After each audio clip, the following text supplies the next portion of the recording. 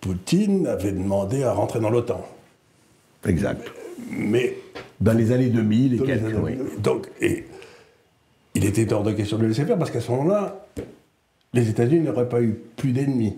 Donc s'il n'y a plus d'ennemis, il n'y a plus de raison qu'on ait la CIA, le FBI, L'OTAN même. l'OTAN, tout ça doit disparaître. Moi, Klaus Schwab, il a dit il y a 3-4 ans, nous sommes au pouvoir partout, parce qu'il n'y avait pas un seul Premier ministre ou président dans toute l'Europe qui n'ait été un des Young Leaders of America.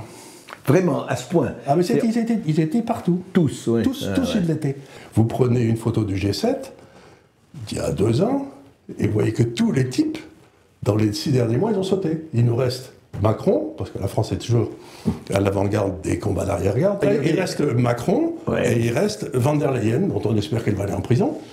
Ah, c'est ce qui ne serait tardé. Et Macron, mais en fait, il n'a plus aucune légitimité pour parler. L'Europe est une civilisation, ça n'est pas une nation. Est-ce que cette volonté de rendre la France fragile n'était pas une volonté politique organisée par des puissances extérieures, parce que la France faisait chier tout le monde? Ils n'ont plus de pognon. Ce que fait Javier Milei, oui. Ils n'ont plus de pognon. C'est-à-dire, il prend les ministères afuera, afuera, afuera. Voilà, il est lui en disant, vous savez rien, le ministère de la Culture, depuis qu'on a un ministère de la Culture, on n'a plus un grand intellectuel en France. C'est la première fois dans l'histoire. Depuis la création du ministère, il n'y a plus personne. Et donc, dès le moment où il y aura des impôts européens, on créera une trésorerie européenne. À partir de là, on créera un impôt européen. Et j'ai besoin d'un nouvel impôt européen, comme j'ai besoin d'un trou dans la tête. J'en paye suffisamment en France, merci. C'est que l'Union européenne, en fait, n'existe pas. N'existe pas. C'est une chimère, une fiction. C'est une chimère, une fiction, puisque non, ça n'existe pas. C'est un machin qui a vocation à être détruit. Ouais. Il va disparaître. Dans un délai... Dans la prochaine crise financière, l'euro disparaît. Je ne peux pas être fasciste, je ne suis pas assez socialiste.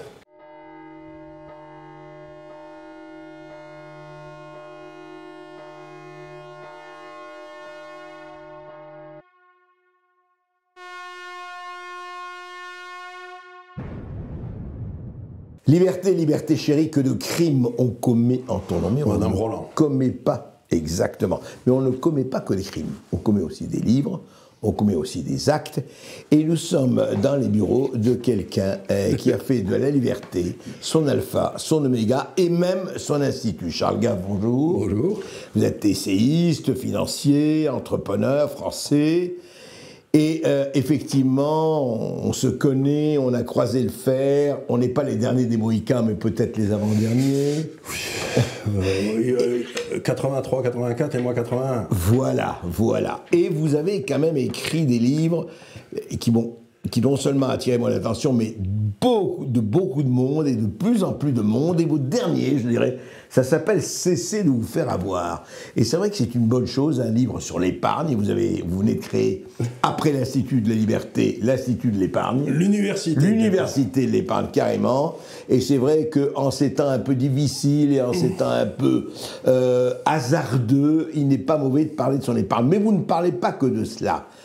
Et je voudrais dans ces temps quand même où les mots ont changé de sens et les sens de mots, dans ces temps où de l'Ukraine à Los Angeles, en passant par la France, par le Moyen-Orient et par tout le reste, les plaques tectoniques n'ont cessé de bouger. Absolument. Et je voudrais commencer, Charles Gave, parce que vous avez un regard...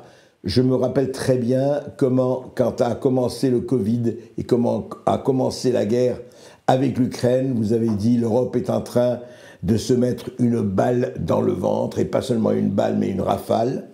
Et je voudrais savoir, en fait, comment vous avez développé, au fond, d'abord, votre métier, c'est analyste financier, c'est bien ça? Oui, un peu, oui, un peu. Voilà, un peu beaucoup aussi. Vous avez été directeur des investissements pour plusieurs grandes institutions financières internationales, création de Gavical Research, etc., etc. Et vous avez publié vos premiers essais en 1999, des lions menés par des ânes. Est-ce que la situation a changé? Est-ce que les lions sont toujours menés par des ânes? Est-ce qu'il y a encore des lions? Oui, alors, il faut revenir un petit peu en arrière. Oui. Le mur de Berlin saute, et ce que j'appelle l'empire du mal, comme appelait Reagan, c'est l'empire du mal. C'était l'URSS et compagnie, bien sûr. Le monde communiste s'écroule.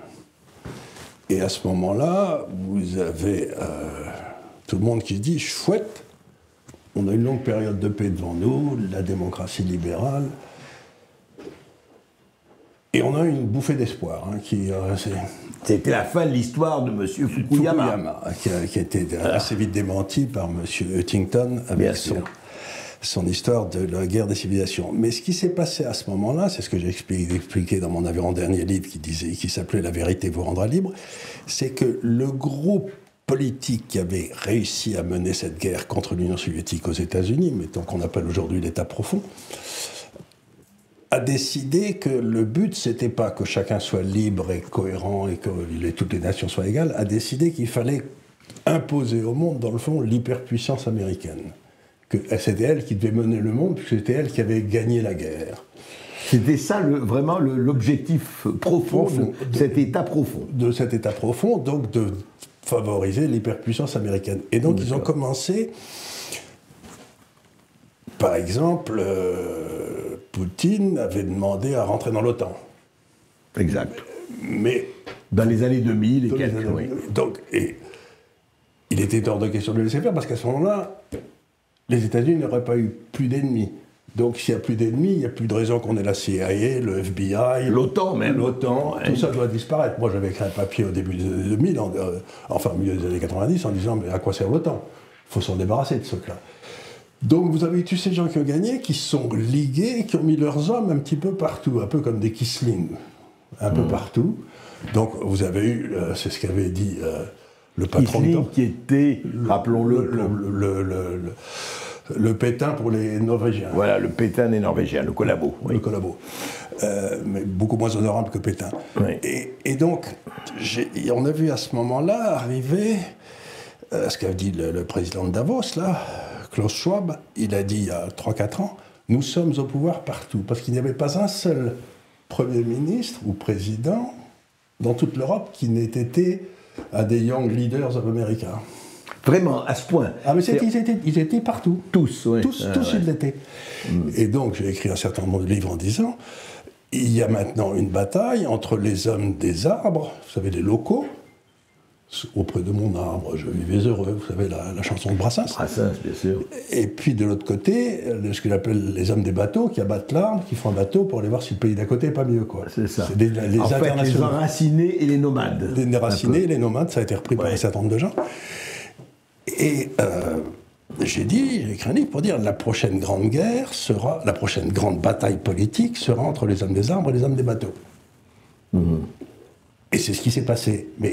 Et l'avant-dernier livre que j'ai écrit, et les hommes des arbres vont gagner, parce qu'ils sont légitimes, alors que les hommes des bateaux vont perdre, et l'écroulement des hommes des bateaux sera brutal, comme ça a été celui de l'Union soviétique, parce qu'ils n'ont aucune légitimité. Et ce à quoi on est en train d'assister aujourd'hui, c'est à l'écroulement du régime des hommes des bateaux. Partout. Vous prenez une photo du G7, d'il y a 2 ans, et vous voyez que tous les types, dans les 6 derniers mois, ils ont sauté. Il nous reste Macron, parce que la France est toujours à l'avant-garde des combats d'arrière-garde, si vous voulez, on est toujours les derniers. Nous, on est devenus socialistes quand le monde devient libéral. C'est vrai qu'ils ont presque tous sauté, quoi. Il reste Macron, et il reste Van der Leyen, dont on espère qu'elle va aller en prison. C'est ce qui ne serait tardé. Et Macron, mais en fait, il n'a plus aucune légitimité pour parler. Et alors, qu'est-ce qu'il a fait justement? C'est très intéressant, parce que à 90-2024, ça fait un peu plus de 30 ans. Oui. C'est rien. Enfin, à l'échelle de l'histoire, c'est un clin d'œil. Mais qu'est-ce qui a fait que ces hommes des bateaux, tout le monde disait, rappelez-vous, on est un seul monde, la mondialisation heureuse, chère à notre... J'en ai vu une bonne. J'ai vu que Minck a dit que le scandale de la France, c'est que personne n'avait parlé normalement depuis 50 ans. Mais il a parlé d'ouvrir sa gueule. Pour dire que des conneries. C'est comme, il faut être gonflé pour dire ça. Quand je vois Minck dire que personne n'a eu le courage de parler, je lui dis, on a entendu que toi, on va empêcher les autres de parler.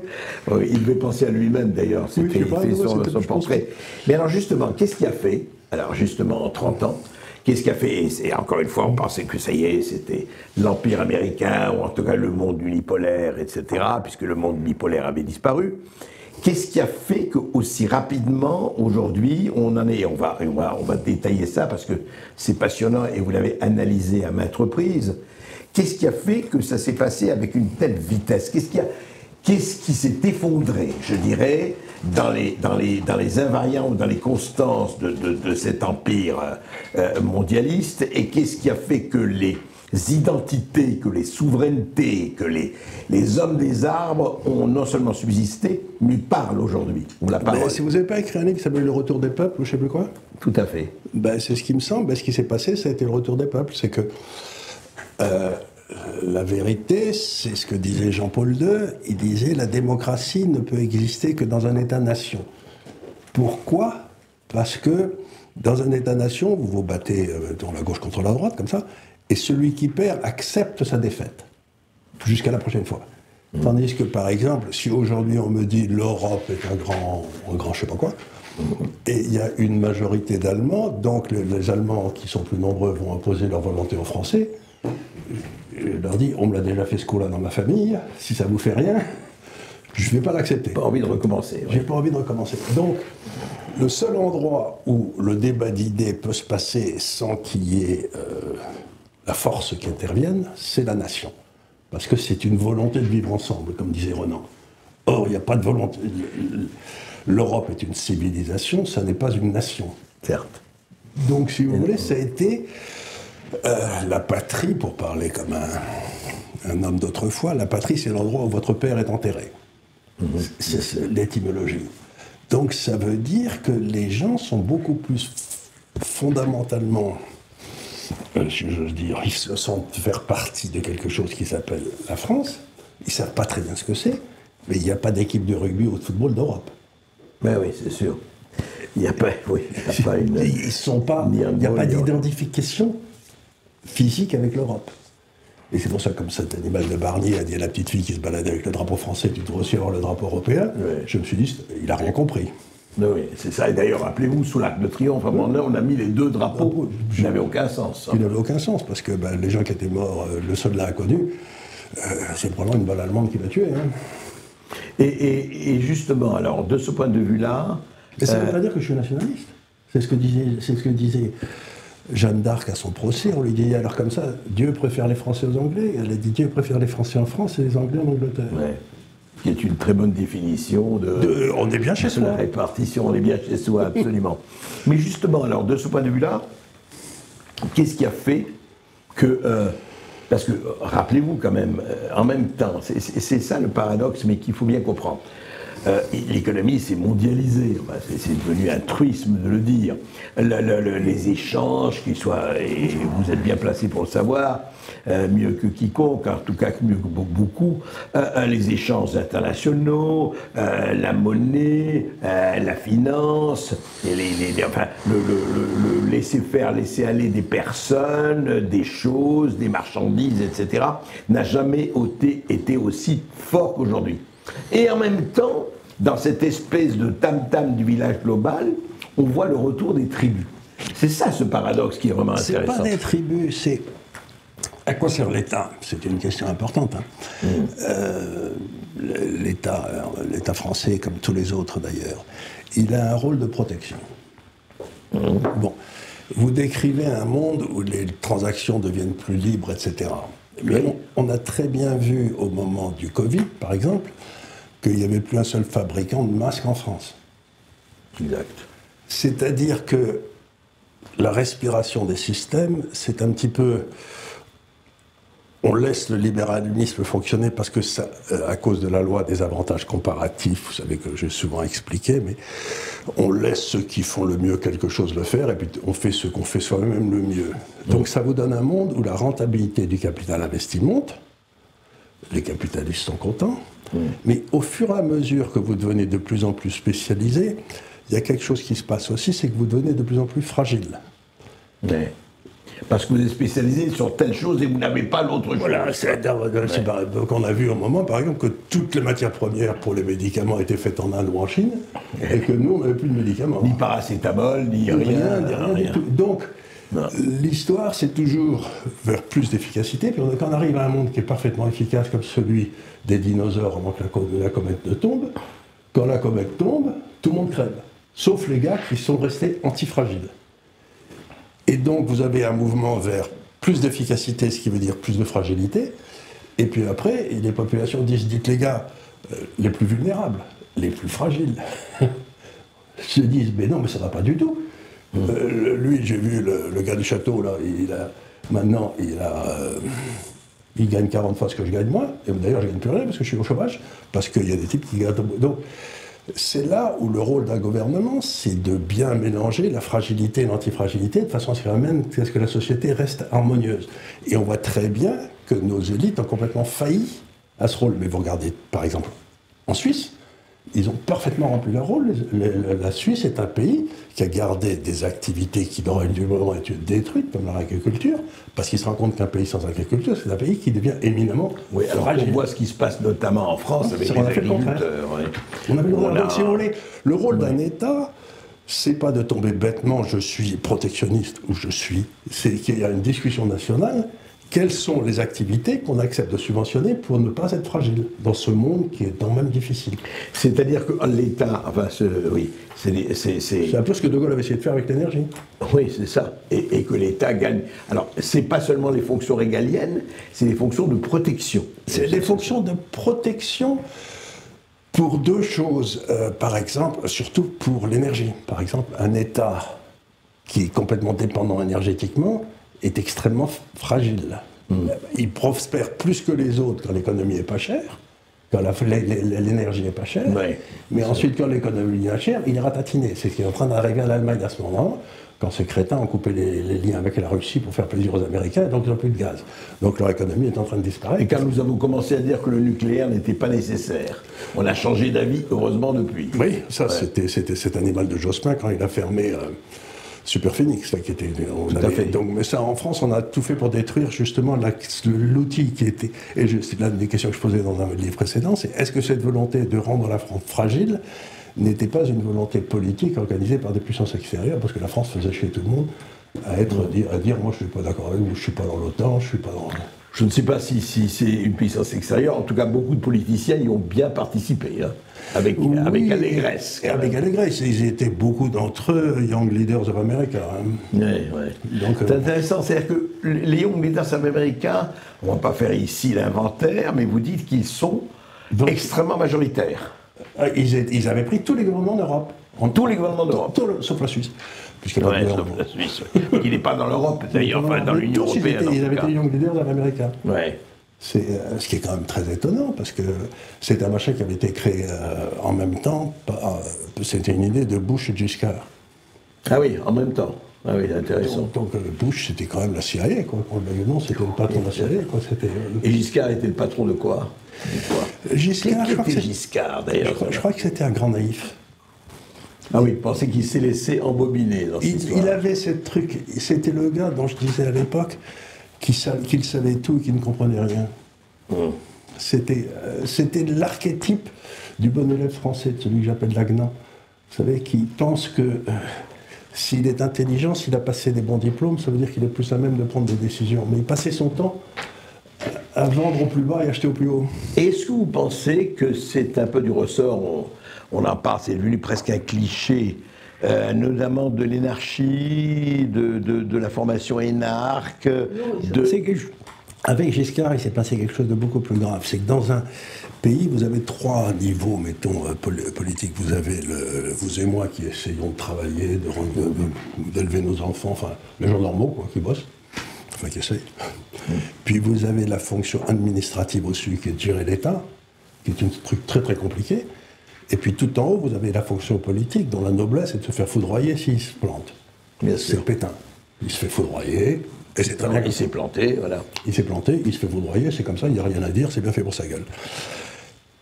Et avec Giscard, la fonction administrative a conquis la fonction politique. C'est à ce moment-là. À ce moment-là. C'est là où l'inspection des finances a pris la main sur le corps des mines. C'est-à-dire où on a des littéraires qui ne savent pas faire une règle de 3, qui ont pris le contrôle sur des gars qui comprenaient vaguement comment marcher un truc atomique. Et le but de ces gars-là, ça a été de créer une société d'obéissance. Or, dans les sociétés humaines, il faut qu'il y ait des obéissants, parce qu'il en faut, et il faut qu'il y ait des compétents. Et le but de cette énarchie, ça a été d'éliminer tous les compétents. Ça fait 30 ans qu'ils y travaillent, ils ont détruit l'hôpital, ils ont détruit l'école, Ils ont détruit l'armée, ils ont détruit le système atomique français, etc. Donc oui. C'est que le propre d'un fonctionnaire, c'est d'obéir et en quelque sorte... de faire la même chose que son aîné a fait il y a 30 ans. Et d'empêcher que ça bouge. Il ne faut pas oublier que ça bouge. Ouais. Le mandarin, qui était une création en Chine, dès qu'il y avait une invention en Chine, il l'a tué tout de suite parce que ça foutait en l'air l'ordre naturel. Ils ont inventé le papier, ils ont inventé la boussole, ils ont volé tout ce que vous voulez. Mais ensuite, surtout, il ne fallait pas que ça change quoi que ce soit. Donc le but du fonctionnaire, c'est que rien ne change. Et donc, on a une société qui est gouvernée pour que rien ne change, de façon à ce que les fonctionnaires gardent le pouvoir. D'accord. Et l'ennemi des fonctionnaires, c'est Musk. C'est Musk. C'est Musk, ah oui. C'est l'ennemi absolu. C'est l'ennemi absolu. Et vous avez qu'à voir l'espèce de peur qu'ils ont de lui. Quand il est rentré à Notre-Dame, au moment de la réouverture de Notre-Dame, vous aviez tous ces fonctionnaires qui étaient là, qui étaient liquéfiés. Ils passaient comme ça et ils le regardaient avec une espèce de... à la fois de sidération et de peur. On sentait chez eux une peur, c'était l'ennemi. C'était comme le... Déjà Trump, la même chose. La même chose. La même chose. Mais Musk est un ennemi beaucoup plus fort parce qu'il est créateur. Oui. Il est révolutionnaire. Oui. C'est un vrai révolutionnaire, lui. Surtout que lui, quand on voit de SpaceX à Tesla, en passant par Starlink, Neuralink et compagnie, sans parler de X et de Twitter, enfin bon. Mais justement, comment... Alors, je voudrais revenir, parce que c'est très intéressant, Charles Gave, ce que vous dites par rapport à... On a éliminé les compétents. Mais les compétents, comment on les a éliminés? Et comment ils se sont laissés éliminer? Parce que c'est intéressant, ça. Comment ça s'est fait? Comment ça s'est fait? C'est la bonne vieille habitude des trotskistes, qui ont pris le pouvoir un peu partout chez nous aussi. Obama est un ancien trotskiste, par exemple. C'est-à-dire que vous organisez des réunions, soi-disant démocratie, tout le monde vote, etc. Et puis le type qui a du boulot, qui a autre chose à foutre, mettons un Raoult, il va rentrer pour faire ses expériences et tout. Et eux, ils resteront jusqu'à 6h du matin. Et quand il n'y aura plus personne, ils voteront les trucs. D'accord. Et donc... ce qui s'est passé, ça veut dire que le type qui a des choses à faire, il va aller vaquer à ses occupations. Parce que ça l'intéresse. Voilà, bien sûr. Parce que ça l'intéresse pas de passer 13 heures avec... Et pendant ce temps-là, les autres vont... Malgré tout, c'est Trotsky contre Staline. Staline, il noyote tout l'appareil industriel, et puis tout l'appareil administratif, et puis une fois qu'il le contrôle, il n'y a plus de budget pour les types de Trotsky, il n'a plus accès à l'armée, etc., il n'a plus accès aux voyages, et puis on lui coupera, et puis hop, il va se faire assassiner au Mexique. C'est-à-dire que vous ne comprenez pas, c'est que le compétent, c'est un loup solitaire. L'obéissant, il chasse en meute. Le compétent est par essence, à votre avis, un loup solitaire. Oui, mais il pense tout seul. Il est assez intelligent que l'union peut faire la force, même chez les gens compétents. Mais, prendre des gens compétents, essayer de s'en occuper, c'est exactement comme d'amener paître un troupeau de chats. Parce que le mec, chaque chat va partir dans son sens, les chiens, ils vont suivre gentiment, mais les chats, ils partiront dans tous les sens. Ouais. Donc le compétent est par nature un désobéissant. Oui, un rebelle, enfin quelque part. Le type qui dit, écoutez, on m'a dit que, je sais pas, la Terre se réchauffe, je vais vérifier. C'est ça. Je ne vais pas le croire. De façon générale, je ne crois rien que je n'ai vérifié moi-même. J'ai question à tout. J'ai question à tout, c'est la base de la méthode scientifique. Hein. Ouais, c'est vrai, et que certains ont oublié. Et justement, alors de ce point de vue-là, au fond, donc en continuant cela, jusqu'où est allé, et pas seulement en France mais ailleurs, cette espèce d'état bureaucratique, et on peut plus, presque on ne peut plus parler de démocratie, mais de bureaucratie, je ne parle pas de... Oui. Jusqu'où c'est allé? C'est-à-dire que ça a suivi son cours comme une espèce de... Et toujours en suivant des soi-disant traditions démocratiques. Par exemple, j'avais un de mes beaux-frères qui était professeur de droit constitutionnel à Bordeaux, la chaire de Duguay, etc., qui était, quand j'étais jeune, il avait 20 ans de plus que moi, un seigneur, c'était un seigneur local. Professeur de droit constitutionnel à Bordeaux. Agrégé de droit. Agrégé de droit, d'accord. Et donc vous aviez des universités à Bordeaux, à Toulouse, à Montpellier, à Paris, qui étaient d'espèces d'endroits de liberté où les gens extrêmement compétents et très individualistes se trouvaient. Puis vous aviez des écoles où on mettait tous les domestiques. Polytechnique, HEC, tout ça, ça n'existait pas. Vous compariez un professeur de droit à un énarque qui a 50 ans, mais Le professeur de droit ne regardait pas les narcs, c'était un valet. Oui, C'était un valet de pied, oui. un valet de pied. Et en l'espace de 30 ou 40 ans, on a détruit l'université et on a fait monter toutes les écoles. Donc on a fait, à la place d'avoir des gars qui avaient des idées conceptuelles, on a favorisé les gars qui savaient faire tourner des tableaux Excel. Et on n'a plus maintenant que des crétins. Modélisateur, C'est ça, on va vous expliquer comment il faut faire. Mais ils n'ont jamais rien inventé, ils n'ont jamais rien trouvé, ils sont juste des bons élèves. Donc on avait en France cette qualité extraordinaire d'avoir deux enseignements, les élites à l'université et les bons crétins aux écoles. Et ça a été une victoire des 40 dernières années des écoles sur les esprits de l'université.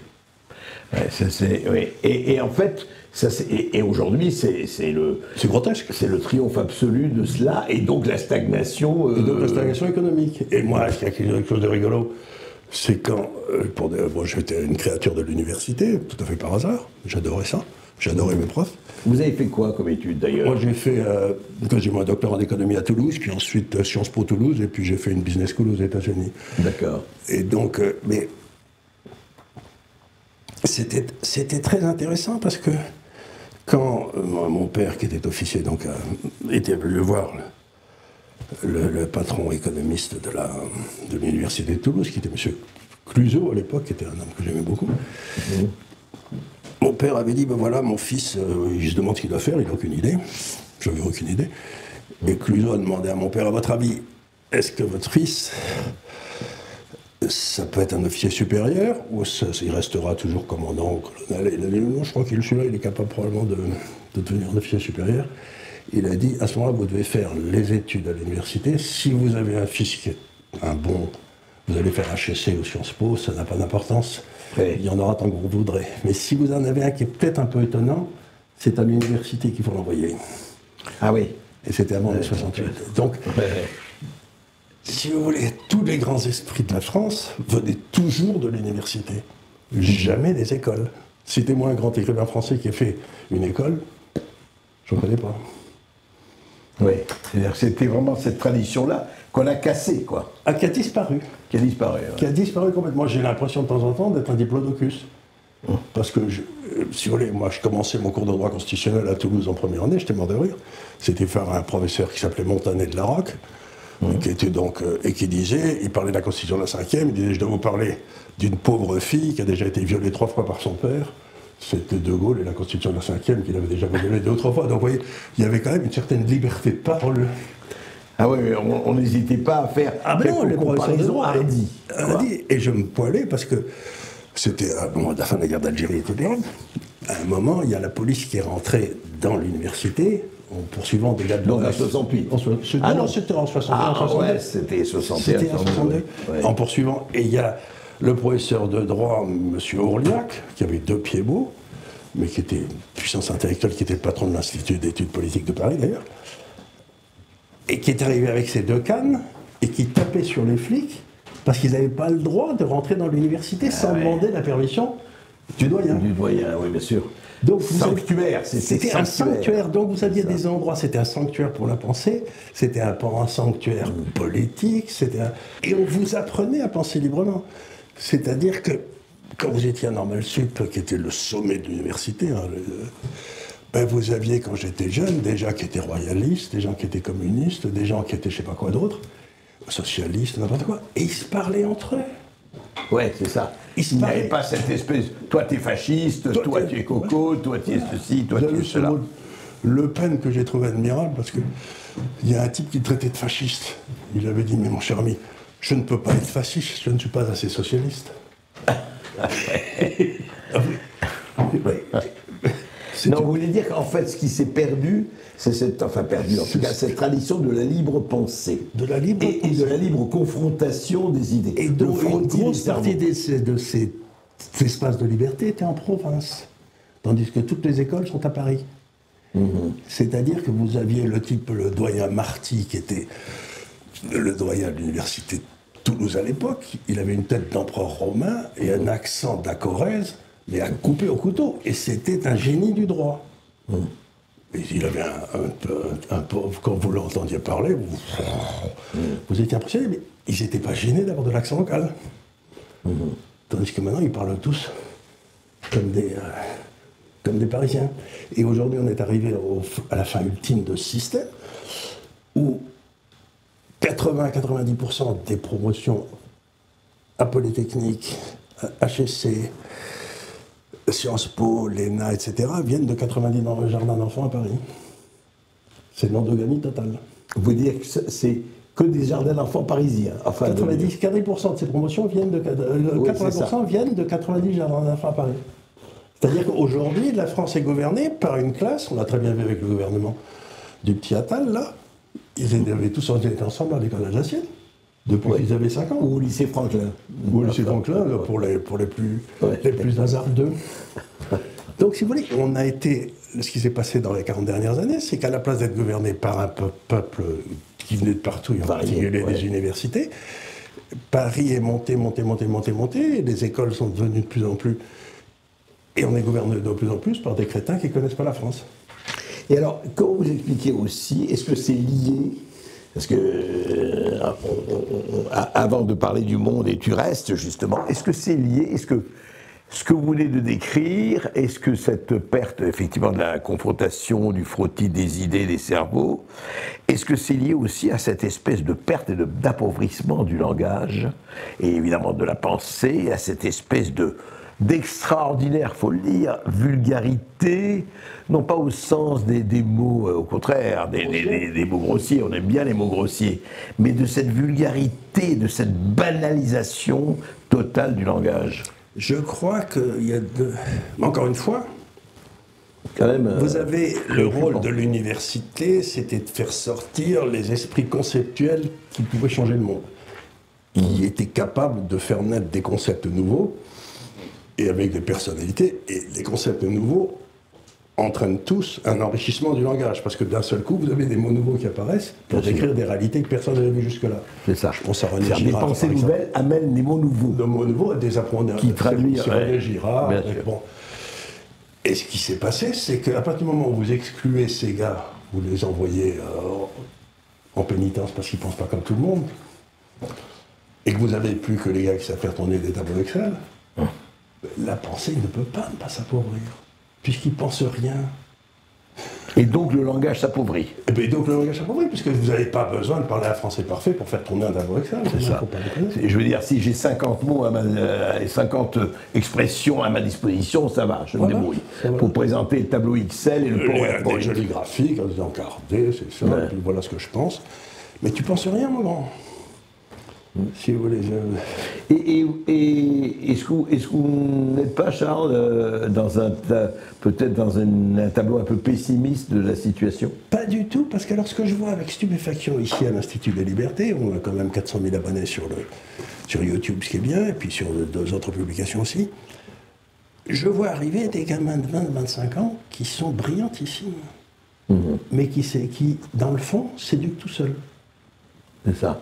C'est-à-dire que... Qui se reforment tout seuls contre la déformation. Contre la déformation, et qui viennent me voir pour me demander qu'est-ce que je dois lire, qu'est-ce que je dois faire. Et donc, je ne suis pas du tout désespéré, parce que je vois arriver tous ces gamins, qui sont, encore une fois, extraordinairement brillants, bien formés, ils savent faire tourner les tableaux Excel. Oui, bien sûr. Mais ils pensent qu'il y a autre chose aussi, au-delà de ces tableaux Excel. Et je vais dire encore un truc un peu plus surprenant encore, c'est que j'en vois arriver aussi tout un paquet, et dont la moitié sont issus de l'immigration. Oui, intéressant. C'est-à-dire que beaucoup de ces gens, dans l'immigration, il y en a tout un tas de jeunes qui sont capables de passer au niveau conceptuel, et là, l'école française les a complètement ratés. C'est un crime de la gauche d'avoir détruit. Mais pourquoi ils les ont ratés? Ils n'ont pas laissé. Ah oui, ils n'ont pas laissé. Ils n'ont pas transmis. Ils n'ont pas transmis ce qu'eux, ils avaient reçu. Aujourd'hui, si vous voulez, par exemple, vous lisez les programmes d'histoire géo ou n'importe quoi, c'est complètement incompréhensible. Quoi. Donc, il y avait quand même, on peut dire tout le mal qu'on veut de la République, mais elle avait réussi à créer les hussards noirs, etc. Et les gens. Mais nous sommes les fils des hussards noirs. Nous sommes les fils des hussards noirs, mais nous avons trahi parce qu'on n'a pas transmis ce qu'on a reçu. C'est ça le vrai problème. Donc, ils doivent aller le chercher un par un. Il n'y a plus d'endroit où ça se transmette. Oui, c'est ça. Les circuits de transmission... les circuits ont été brisés. Sont rayés, oui. Sont rayés. Non, mais c'est intéressant de voir, et effectivement, simplement, ce que vous dites, c'est que voilà, il y a une relève qui est possible. Mais elle existe, elle est là, et on est j'ai d'accord. beaucoup plus de confiance dans les 25 ans que dans les 40 ans. Parce que les 40 ans, ils ont tous acheté la mondialisation, je vais devenir riche, j'aurai tout ce que je veux, je changerai de femme quand j'aurai 50 ans pour en prendre une plus jeune, enfin, vous voyez, les trucs habituels, quoi. C'est les signes de la réussite. Les jeunes, ils vont l'air un peu différents. Ah oui, donc les 25 ans, très différents des 40 ans. Complètement. Ouais. Complètement. C'est-à-dire que quand je parle, ils comprennent. Quand je parle à mes copains qui ont 40, 50, 60, 80 ans, ils comprennent rien. Ouais. Ils disent, qu'est-ce que tu fous? Pourquoi tu t'emmerdes? De quoi tu parles? De quoi tu parles? Et pourquoi tu continues à travailler? Pourquoi tu continues à travailler? Mais t'es complètement fou, quoi. Pourquoi tu vas pas jouer au golf comme tout le monde? Alors justement, le golf nous amène évidemment une transition un peu facile à un certain Donald Trump, et au-delà d'un certain Donald Trump, nous amène à ce qui se passe dans cette géopolitique mondiale, quand même depuis quelque temps, c'est pas nouveau, mais enfin, on l'a vu, on en a parlé assez souvent, vous et moi, Charles, mais amène à ce sacré coup de boutoir depuis, d'ailleurs, parlons-en, puisque on est dans l'actualité, on est en janvier 2025, et il y a quand même des coups de boutoir assez étonnants. Donc le 20 janvier, si tout va bien, en tout cas pour lui, M. Donald Trump est intronisé président de la République. Il amène avec lui M. Musk, en tout cas dans le jeune Kennedy. Le jeune Kennedy. Tulsi Gabbard. Kash Patel à la CIA. Kash Patel non, au FBI. Au FBI, pardon, oui. À la CIA, on ne sait pas très bien encore, mais à mon avis, ça va dégager encore. Donc, ce qui va se passer, c'est que pour que cette espèce de technocratie mondialiste puisse fonctionner, il fallait qu'ils aient pris le contrôle des tribunaux. Ouais. Et en tribunaux aussi bien juridiques qu'administratifs. Exactement. Mais juridique, il n'y a qu'en France qu'il y a des tribunaux administratifs. C'est pour ça. Oui, c'est vrai. Oui, c'est pour ça que la France ne sera jamais un pays libéral, puisqu'il y a deux droits. Vous avez le droit pour les manants et le droit pour les nobles. Et donc, quand vous êtes un manant, vous perdez toujours contre l'État.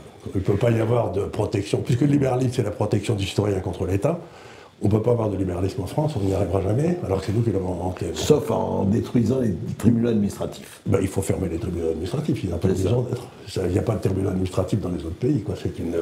C'est une création de l'État pour protéger. Donc, dites-moi justement, alors qu'est-ce qu'il faut faire? Alors, est-ce qu'ils vont essayer de faire? Ils doivent reprendre le contrôle des tribunaux. C'est ça. Et on a eu un coup de peau terrible, c'est que Trump en était élu la première fois, a réussi à coller 3 types de la Cour suprême déjà. Tout à fait. Et donc aujourd'hui, la Cour suprême, c'est l'autorité suprême, il faut le dire. C'est-à-dire qu'elle peut débloquer le système judiciaire en faisant sauter tous les gars qui sont vendus à la CIA, au FBI. Et ça veut dire aussi que toutes les cours de justice, soi-disant internationales, vont disparaître. Ah oui, carrément.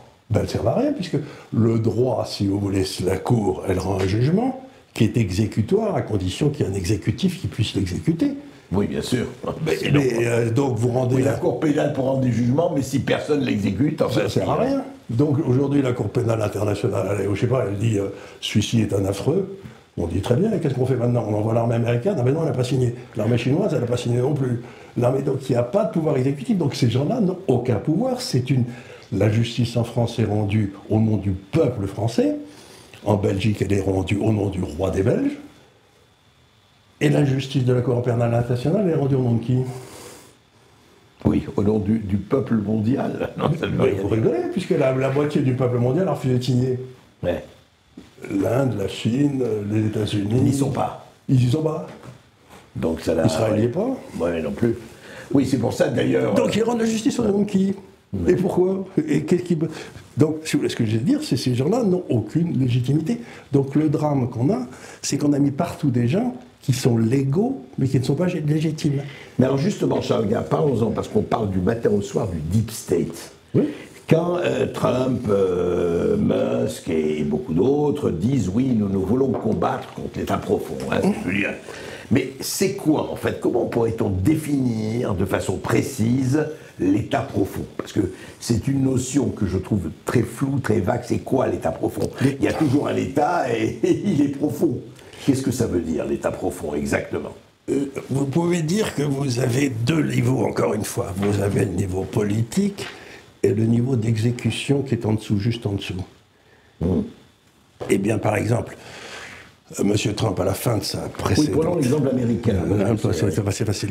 Ouais. À la fin de sa première présidence, il donne l'ordre à l'armée américaine de quitter la Syrie. De quitter la Syrie, oui. De quitter la Syrie. Et les chefs de l'armée américaine, qui font partie de l'État profond, bien sûr, c'est eux qui n'exécutent pas. Ah oui, ils ne le suivent pas. Non, mais il y a toujours des troupes américaines en Syrie. Et donc, vous avez la volonté du politique, puis vous avez le personnel administratif. Mettons, vous savez, on passe des lois en France. Et puis de l'autre côté, il y a les décrets d'exécution. Bien sûr. Qui quelquefois pointent des mois, voire des années. Des années. Et par exemple, Sarkozy, il avait décidé d'essayer de lancer une espèce de système pour que le peuple puisse demander un référendum sur un sujet qu'il connaît. Et j'avais suivi le truc à l'époque. Et les hauts fonctionnaires avaient reçu comme instruction de leur patron, les hauts fonctionnaires, de monter un système qui interdise à jamais que ça marche. D'accord. Donc, sabotage. C'était un sabotage savant. Ouais, c'est ça. Donc l'administration décide de ce qu'elle accepte ou ce qu'elle accepte pas. Alors, mais qui dit, alors, puisque en 2020 ou autre, l'armée américaine ou une partie de l'armée américaine avait refusé de suivre Trump. C'était le grand chef. Pourquoi, hein? C'est le grand chef de l'armée américaine qui avait refusé. D'accord. Il a été promu ensuite par Biden. Voilà. Et puis Biden, bon, et pourquoi aujourd'hui ça marcherait? Mais parce que on va mettre, je ne sais pas, la petite Tulsi Gabbard. Oui, qui est à la tête de l'armée américaine, et celui qui n'obéirait pas, il partira en prison pour désobéissance. Parce que dans l'armée, c'est pas bien vu la désobéissance. Oui. Et puis je crois qu'il y a une partie du Pentagone qui est quand même pour Trump. Enfin, d'abord, ils le sont pour. Oui. Et il ne faut pas oublier que l'armée américaine, je crois que les États-Unis sont en guerre depuis je ne sais pas combien de temps, contre le monde entier, et que ça fait des années qu'ils n'ont rien gagné, quoi. Ils n'arrêtent pas de se faire... Ils perdent partout. Ils ont perdu en Irak, ils ont envahi, on ne sait pas pourquoi. En Serbie, ils ont bombardé pendant... Des dizaines, des trillions de dollars perdus pour rien. 2 trillions de dollars pour l'Afghanistan, et puis tout le reste. Donc, si vous voulez, on voit bien que ces gens ont une politique, et moi j'ai des copains au Moyen-Orient, vous aussi d'ailleurs sans doute, qui me disaient, nous on est d'accord pour dire ce que veulent faire les États-Unis, en particulier au Liban, on aimerait bien les suivre, mais on aimerait bien savoir qui donne les ordres. Est-ce que c'est la CIA? Parce qu'il y a plein de gens de la CIA au Liban qui ont une idée très nette de ce que doit être le Liban. Est-ce que ça doit être l'armée américaine, parce qu'il y a aussi tous les gars spécialisés de l'armée américaine, ou est-ce que ça doit être le président des États-Unis qui a aussi des gars? Il dit, il y a 3 personnes qui se tirent dans les pattes, et tous les 3, je ne sais pas qui doit les suivre si je veux être ami avec les Américains. Oui. Donc, on est donc des centres de pouvoir qui ne sont plus contrôlés démocratiquement. Et toutes les NGO, vous savez, les grandes sociétés. Oui, les organisations non gouvernementales, comme on appelle. Et qui ont reçu des pouvoirs régaliens de réglementer. Par exemple, les gars qui donnent des notations aux États. Oui. Les agences de notation, les agences de notation, oui. Standard & Poor's. Et voilà. Et donc, ils ont reçu des pouvoirs, on en a délégué ça. Mais de quel droit et pourquoi? Donc, ils sont contrôlés par personne, on ne peut pas les virer, ils ne servent à rien, ils n'ont rien vu arriver en 2008-2009. Mais c'est eux qui font la pluie et le beau temps dans les marchés financiers. Donc vous voulez dire que l'État profond, au fond, est dans toutes les structures? Dans toutes les structures, ils ont mis des machins qui permettent de réglementer et d'empêcher les autres de bouger, sans que jamais on puisse les contrôler ni les virer. C'est-à-dire le contraire de la démocratie. C'est ça. C'est-à-dire ils n'ont pas été élus. Ils n'ont pas été élus. Ils sont inamovibles, enfin, ou presque. Leurs budgets sont intouchables. Et... on leur a donné des pouvoirs il y a 40 ans pour réglementer ceci ou cela. Par exemple, ce que dit Musk est intéressant. Je crois qu'il y a 297 agences fédérales qui sont censées réglementer ceci ou cela. 297 agences fédérales. Oui. Payées donc... avec des gars, on envoie des inspecteurs, etc. Et donc, ce qu'il dit, écoutez, il y en a peut-être besoin d'une dizaine, quoi. Tous les autres, il faut les fermer. Et rendre le pouvoir de réglementation aux élus. Et plus aux fonctionnaires. Vous parlez à Lisnard, que j'aime bien. Il me dit, alors moi je suis maire de Cannes. on me dit, il faut que vous bâtissiez des éléments, vous ayez 25% de HLM sociaux. Bon, il dit, je vais essayer. Et puis il dit, mais attendez, il faut que je des terrains pour bâtir ces trucs. Ah oui. Oui, mais malheureusement, dans les terrains, il n'en a pas. Puis là où il y en a, il y a une grenouille bleue à pattes rouges qui doit être protégée à tout prix. Donc il n'a pas le droit, à cause de l'écologie, de bâtir, parce que sur ces endroits, il y a un marais ou je ne sais pas quoi. Non. Et il dit, mais c'est bien joli, mais alors, du coup, je me ramasse une amende monstrueuse, parce que je n'ai pas bâti mes trucs, parce que l'autre partie de l'État m'a interdit de le faire. Et qu'est-ce que je fous? Ouais, c'est ça. La partie écolo lui dit tu touches pas, l'autre partie tu payes l'amende. Tu payes l'amende parce que tu n'as pas tes 25%. Et des arrêtez vos conneries, quoi. Ouais. Et donc on en a aujourd'hui. J'avais un vieux copain qui avait une assez grosse fortune. Il avait toujours en contestation avec le fisc. Et il attendait tranquillement que le fisc, avec ses avocats, fasse une erreur. Ce qui vient, et toujours le droit est tellement compliqué, qu'il disait, quand il se trouvait devant un tribunal, il disait non, là, il y a une erreur, je ne peux pas accepter ça. Et donc on repartait pour 3 ans, quoi. Oui, c'est une bonne manière de... Il ne payait pas ses impôts parce qu'à chaque fois, il avait des gens qui le trouvaient comment ne pas payer d'impôts. Alors donc, oui, mais alors, ce que vous décrivez, on voit très très bien. Comment, justement, on peut casser ça? Comment? Je veux dire, concrètement, on fait quoi? Ce que fait Milei, ils n'ont plus de pognon. Ce que fait Javier Milei, oui. Ils n'ont plus de pognon. C'est-à-dire, il prend les ministères afuera. Voilà, il est vire en disant, vous savez rien, le ministère de la Culture, depuis qu'on a un ministère de la Culture, on n'a plus un grand intellectuel en France. C'est la première fois dans l'histoire. Depuis la création du ministère, il n'y a plus personne. C'est vrai que le ministère de la Culture, on ne peut pas dire qu'il a augmenté, qu'il a arrangé la culture française. Oui, bon, vous avez le ministère de la Culture, vous en avez 25. Enfin, encore que Jacques Lang a fait des choses, et même Malraux, aussi, quand même. Ben, Malraux, il a forcé à nettoyer Paris, ça c'était bien. Voilà. C'était assez cracra. Il a nettoyé, oui. Il a nettoyé les façades. Jacques Lang a fait, voilà, il a fait, oui. Enfin, il s'est beaucoup intéressé à la jeunesse, donc on le sait, quoi. Ah, écoutez, hein, vive la jeunesse. Absolument. Donc, ce que je veux dire, c'est que vous avez des gars qui prennent le pouvoir du roi, en quelque sorte, et qui ne sont pas élus. Oui, c'est ça. Et à qui on a délégué des choses de façon temporaire. Et comme mais c'est Ursula von der Leyen aussi. Exactement. À la tête de la Commission européenne. Mais qui n'arrête pas de faire, par exemple, l'Europe, d'après tous les traités fondateurs, etc., ne peut pas émettre de dette commune. Pour éviter qu'il y ait la création d'un ministère des Finances européen, puis ensuite d'un impôt européen, etc. C'est interdit par la Constitution allemande. Ah oui, l'Europe ne peut pas émettre de dette commune. Non, c'est interdit. Parce que dans la Constitution allemande, l'Allemagne n'a pas le droit de garantir un emprunt qui soit fait par un autre pays. D'accord, ok. C'est normal d'ailleurs. Oui. Ça fait rien. On est en train d'essayer de nous imposer donc, dès le moment où il y aura des impôts européens, on créera une trésorerie européenne. À partir de là, on créera un impôt européen. Et j'ai besoin d'un nouvel impôt européen, comme j'ai besoin d'un trou dans la tête. J'en paye suffisamment en France, merci. Oui, ça va. Donc vous savez que... Oui, on ne nous taxe pas assez. Maintenant, c'est l'Europe qui va nous taxer. Enfin, l'Europe va taxer encore plus. Et les gens disent, mais à la place d'emprunter pour la France, on pourrait emprunter pour l'Europe, et puis la France prendrait son petit truc. On aurait la signature des Européens qui garantirait tous ensemble les emprunts français. C'est ça, oui. On va vers ça, d'ailleurs. Enfin, c'est ce que veulent. C'est interdit.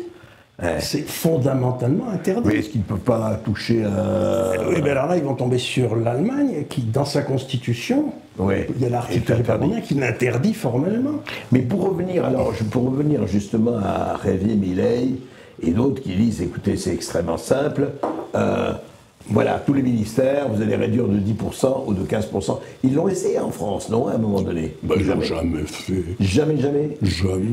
En fait, il n'y a jamais eu... Un effort de baisse des dépenses de l'État, jamais. Jamais.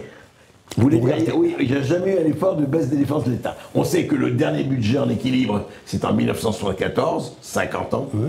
Après, terminé. Terminé. Donc, je dis aux gens, vous regardez l'Angleterre, par exemple. Vous mettez les dépenses de l'État en pourcentage du PIB. C'est le truc assez classique, comme ils dépensent par exemple. Et vous voyez très bien les périodes travaillistes où les dépenses de l'État augmentent, et puis les périodes conservateurs où ça baisse, et puis les périodes... Donc vous savez qu'il y a eu des élections qui ont perdu. Vous regardez les dépenses de l'État en pourcentage du PIB, vous ne pouvez pas déterminer en regardant la courbe qui était au pouvoir. Il n'y a aucune différence. Vous voulez dire en France? En France. Entre la gauche et la droite? Aucune. Et ça monte toujours de la même façon. De façon absolument... On prend à peu près un demi-point tous les 3 ans. Donc on est passé de 30% des dépenses de l'État sous De Gaulle par rapport au PIB. La Suisse était à 30% aussi. Nous, on est à 60% et la Suisse est toujours à 30%. Mais comme chacun le sait, ils meurent de faim, il n'y a pas de... On est passé de 30 à 60. Oui. Dans la part des dépenses de l'État. Et c'est très drôle parce que quand, et pourtant l'Amérique, c'est... mais ils en sont qu'à 35, l'Amérique, ils ont encore du chemin. Hein. Ouais.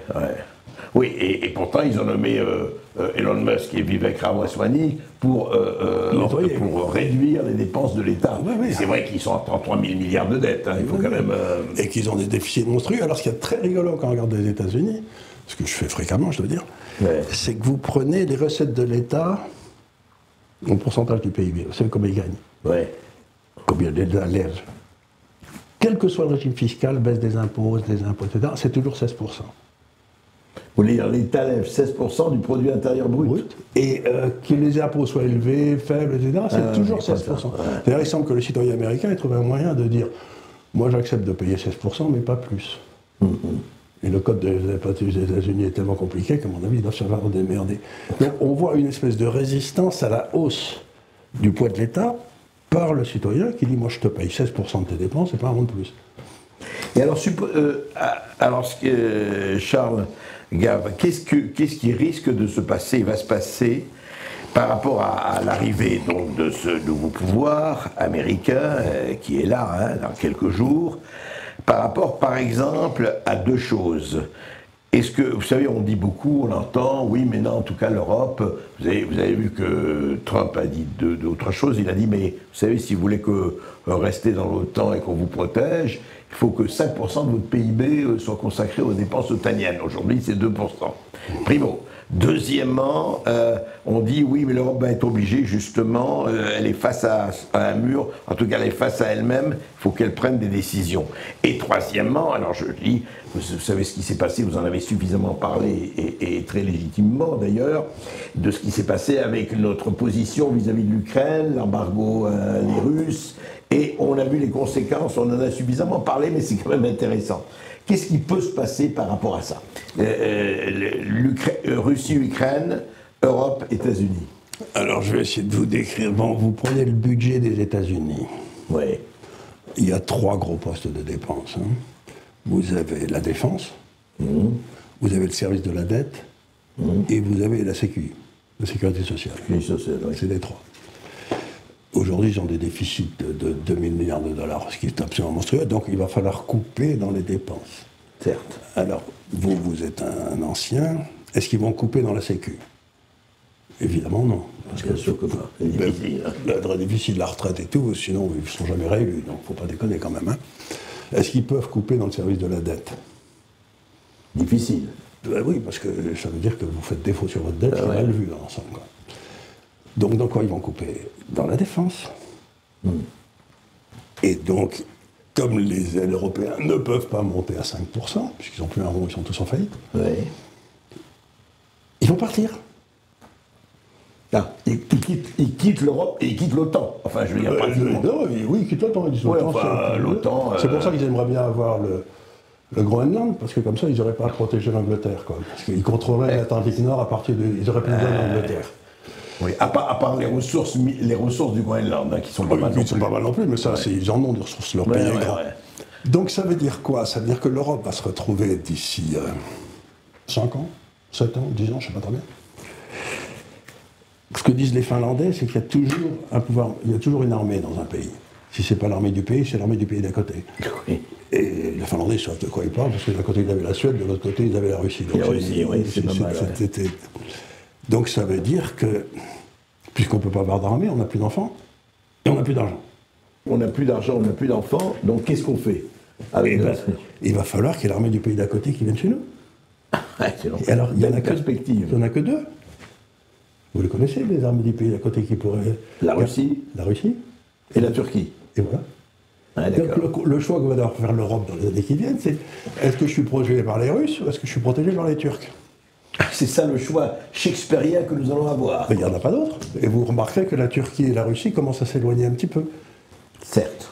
Avec la Syrie, etc. L'histoire de la Syrie. Attendez, la Russie a lâché Bachar et la Turquie... C'est-à-dire que Bachar était protégé par la Russie. Oui. Et puis la Turquie a dit non, c'est moi qui m'en occupe maintenant. Et ça n'a pas dû plaire à Moscou, pas des masses. C'est clair. Et alors, ben, c'est ça qui nous attend. Il faut savoir si on choisit d'être protégé par la Russie ou par la Turquie. Donc, en fait, mais ce que vous sous-entendez, Charles, quand même, et c'est intéressant, il y en a qui adoreront, d'autres pas, c'est que l'Union européenne, en fait, n'existe pas. N'existe pas, c'est une chimère, une fiction. C'est une chimère, une fiction, puisque... Non, ça n'existe pas, c'est un machin qui a vocation à être détruit. Ouais. Il va disparaître. Dans un délai... la prochaine crise financière, l'euro disparaît. Aujourd'hui, vous regardez l'écart des taux entre, par exemple, la France et le Danemark. On était au même taux il y a 3 ans. Aujourd'hui, on paye 120 points de plus que le Danemark. Donc, combien de plus 120 points, c'est-à-dire 1,20%. Ah oui, 1,20%. 120 points de base. D'accord.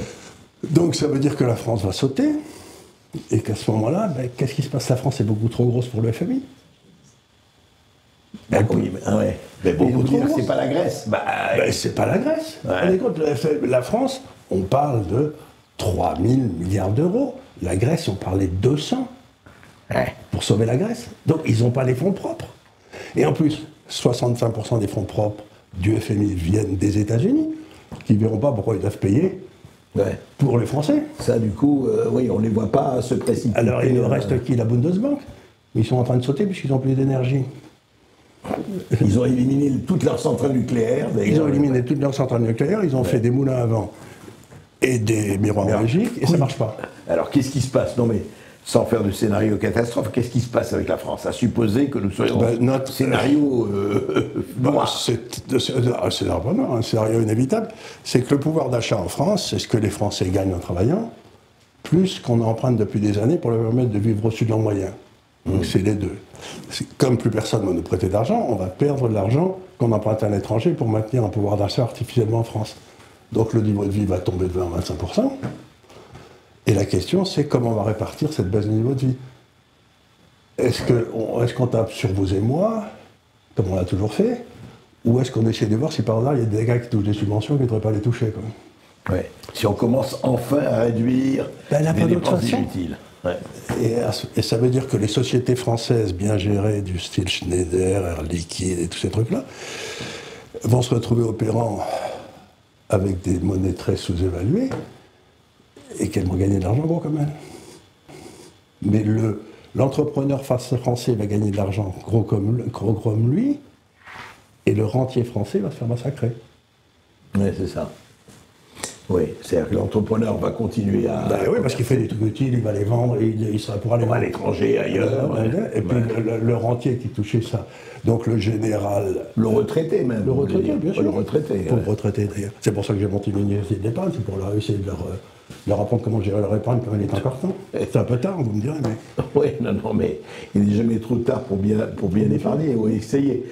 Mais en fait, dites-moi, alors ce scénario que vous décrivez, est-ce qu'il est, par rapport à ce qui peut se passer à l'Est et ailleurs, est-ce qu'il est évitable? Parce que vous savez très très bien que oui, mais enfin il y a les situations qu'on attend.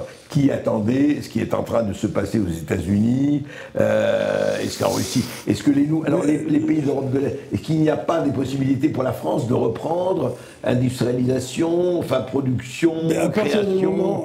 Oui, on peut, mais je vous donne un exemple. Aujourd'hui, une grosse partie de la valeur est créée dans les industries comme celle-ci, vous savez, des petits jeunes qui font des machins sur les ordinateurs, enfin, oui, mettons l'économie de la connaissance. L'informatique, Internet, l'économie de la connaissance, etc. Ouais. L'intelligence artificielle. Si vous restez en France, 50% au moins de ce que vous gagnez part immédiatement à l'État. Ouais, c'est ça. Vous revenez aux charges et aux charges. Mais si vous allez vous installer à Dubaï, et vous à partir de Dubaï les mêmes services aux Français, 100% vous reste à vous. Et la différence avec le 19e, c'est qu'au 19e, vous aviez des usines en France, parce qu'au jour, la seule chose qui compte aujourd'hui, c'est le cerveau. Et le cerveau, vous le mettez à l'endroit où, pour des raisons stupéfiantes, il sera taxé le moins possible, à moins que vous soyez couillon. Bien sûr. Donc automatiquement, toute la création de richesse aujourd'hui qui se passe dans des machins immatériels va sortir de France. Et des gens qui ne servent à rien, ils ne vont plus être soutenus par ces gens qui servent à quelque chose, et leur niveau de vie sera tatiné. Le perdant des 15 ans qui viennent, c'est le rentier français. Ouais. C'est certain. Ouais. Ça ne peut pas être autrement. Oui, surtout qu'ils vont, en plus, ils vont essayer, les princes qui nous gouvernent vont essayer de taper dans la rente, vous savez, le bas de laine. Enfin, mais le bas de laine, il est déjà investi. Ouais. Il est déjà investi, si vous voulez. Les 2000 milliards d'euros qu'il y a dans l'assurance vie, ils sont déjà investis en obligations de l'État français. Ouais. Donc, il n'y a plus de nouveaux pognons à investir. Scénario intéressant, mais je crois que c'est très lucide d'envisager le réel. Mais vous savez, l'économie, c'est pas difficile. Vous avez la création de valeur, qui est faite par des gens qui s'appellent les entrepreneurs en général, qui sont là. Ouais. Et puis les prix, qui sont faits par une autre institution qui s'appelle la Banque centrale, n'importe quoi avec la monnaie. Donc les crétins qui nous gouvernent pensent que si on crée plus de monnaie, on va créer plus de valeur. Et la seule chose qui crée de la valeur, c'est l'individu qui prend un risque. Bien sûr, l'entreprise, la création, etc. Et donc, aujourd'hui, on dit, vous inquiétez pas, si on n'a plus de valeur ici, on va créer plein de monnaie là. Et ça va compenser. Non, mais ils sont complètement cons. Ça ne va rien compenser du tout. Et ça, alors si je comprends bien, c'est en fait, c'est le triomphe des écoles. Enfin, c'est la fin de la décadence par l'école. Mais à partir du moment où vous pensez que, un euro, par exemple, je discute souvent avec ma fille, on discute aujourd'hui d'un sujet très important, qui était le prix de la galette des rois. Ouais. Bon, aujourd'hui, une galette des rois pour 6 personnes, c'est 35 euros. Mais 35 euros, ça fait 200 francs. Autrefois, vous payez votre galette des rois à 35 francs. Dans l'espace de 20 ans, vous la payez. C'est passé de 35 à 200 francs. C'est passé de 35 à 200 francs. Mais qui peut s'acheter une galette des rois à 200 francs? Vous voyez ce que je veux dire? C'est quand même, on vit dans un monde de fous. Je vais essayer de voir, par exemple, les prix d'un truc comme le Stella. Vous savez qui est juste à côté d'ici, là, le Stella. Le restaurant Stella. Oui, je voudrais avoir les cartes du Stella toutes les décennies. Oui, c'est intéressant. Ils vendent la même andouillette, la même... Pour voir exactement quelle a été l'inflation d'aller bouffer chez Stella, quand même. Et ben, je suis plus persuadé qu'elle a été 4 ou 5 fois supérieure à l'inflation officielle. Bah écoutez, en tout cas, ce qu'on peut dire, c'est que vous allez prendre un café, on le sait, qui coûtait 1 franc, mettons 2 francs, 3 francs, il vaut 3 euros. Oui. Non mais je veux dire, c'est multiplié par 5 à 6, quoi. Et si on fait mais des trucs à la place de cinéma. La place de cinéma, absolument. Donc, ce que j'essaie de dire, c'est qu'on a bâti un monde artificiel avec une monnaie artificielle qui a déclenché des prix artificiels, et on ne sait plus, tout ça va s'écrouler, et il va falloir recréer les prix. Qu'est-ce que c'est? C'est l'information dont se sert l'entrepreneur pour prendre des risques. Donc, on a eu une information, on a eu les Izvestia et la Pravda comme prix pendant 30 ans, et l'entrepreneur... La doxa et la vérité révélée, le narratif. Le narratif. Et donc, à partir de ce moment-là, on va plus avoir... Il va falloir qu'on retourne à des vrais prix. Alors, je vais vous dire, Charles, et je voudrais qu'on conclue là-dessus, parce que c'est... Tout ce que vous venez de dire, tout ce qu'on discute, appelle quand même une réflexion de fond qui n'est pas simple, mais après tout, parce qu'il y a une révolution, vous parlez d'économie, et les faits sont là, mais comment faire passer la révolution culturelle, au vrai sens du terme, non pas au sens maoïste du terme bien sûr, comment faire passer ce présupposé de dire, de toute façon, quelle que soit la chose, même si on reste avec l'impôt sur les eaux, ou je dirais quelques cailloux, comment le goût d'entreprendre, le goût de faire, le goût de créer, le goût de produire. Comment ramener cela? Parce que beaucoup de gens l'ont, beaucoup de jeunes l'ont, il ne faut pas non plus généraliser, hein, vous le savez. Mais vous savez, il y en a un peu 20% qui se lancent et qui réussissent. Il y en a 4 sur 5 qui ratent. Ouais. Donc, le vrai problème que vous posez, c'est un problème d'ailleurs. Est-ce que ce n'est pas un problème à la fois moral, volontaire, culturel, je ne sais pas. C'est ce que disait Milton Friedman. Il disait, dans un pays, si on paye des gens à ne rien foutre, et si on taxe ceux qui bossent, il ne faut pas s'étonner si le chômage augmente. C'est lui aussi qui disait, il n'y a pas de dîner gratuit. Ben là, c'est toujours la même chose. Ouais. Et donc, c'est assez simple, c'est de dire, il faut que la taxation prenne en compte le risque que le type a pris. Vous prenez 3 gars. Un entrepreneur qui prend des risques, qui gagne 100 000 euros. Un cadre de L'Oréal qui est là, qui prend des risques, mais enfin c'est un peu moins dangereux, 100 000 euros aussi. Et le haut fonctionnaire qui a 3 ou 4 faux postes, qui gagne 100 000 euros facilement. Pourquoi les 3 s'est-il payé de la même façon, les 3 taxés de la même façon? Il y en a un qui met sa vie en risque sans arrêt, l'entrepreneur, il ne devrait pas avoir d'impôt. Le type de L'Oréal, il devrait payer 20 ou 30, et le fonctionnaire, il devrait payer 60. Parce qu'il ne prend aucun risque. Donc il faut réintroduire dans la conception populaire que celui qui prend des risques doit avoir plus d'argent après impôt, à salaire égal, que celui qui n'en prend pas. Puisqu'il n'en prend pas. C'est-à-dire, aujourd'hui, Ouais. tous les crétins qui nous gouvernent ont été formés au marxisme. Vous avez le capital et le travail, et le rôle de l'État, c'est d'empêcher le capital de spolier le travail. Donc on voit toutes les bêtises. Mais c'est pas comme ça que marche une économie. Vous avez le capital, vous avez le travail, et vous avez le preneur de risque qui intermédie les deux. Et en France, on refuse de reconnaître ce rôle du preneur de risque. Et c'est ça dont on crève. Donc réintroduire le risque dans la société, dans les consciences. Dans les consciences, en disant ouais. c'est qu'un type comme Musk soit l'homme le plus riche du monde, c'est normal.